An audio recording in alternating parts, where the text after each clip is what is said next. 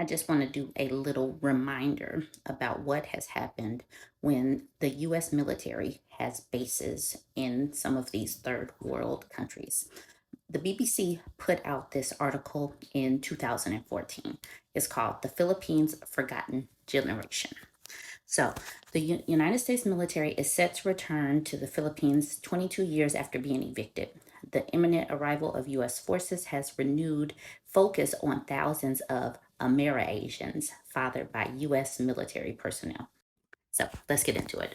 Mary Jane Stevens lives in a gritty one room house with her three children and three grandchildren. Two sprawling mattresses pushed together make up the sleeping area, while one stove, sofa, and TV make up the rest of the household. She worked the bars in the red light district that grew up around the major U.S. military bases north of Manila, established following World War II. She now dedicates her time to taking care of the grandchildren. Her children don't earn much, but they keep the family in food and water.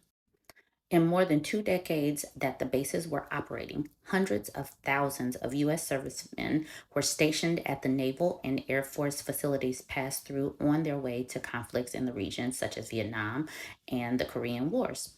Many struck up relationships with local women. Many of them, like Mary Jane, struck up relationships with Americans.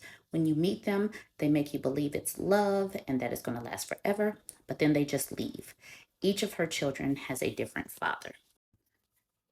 There are now an estimated 250,000 Ameri-Asians in the Philippines who can trace their heritage back to U.S. servicemen, a relationship that now stretches back several generations.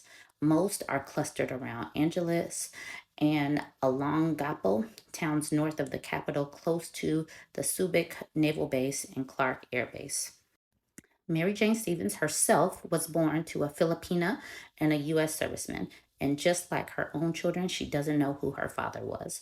My father was a Black American. My mother worked behind a bar, and that's where she met my father. They were living together for a bit, but they didn't get married because my grandmother didn't approve of the relationship, so he left. When I was about 10 or 11, I tried looking for him, but I forgot his middle name, so I couldn't find them.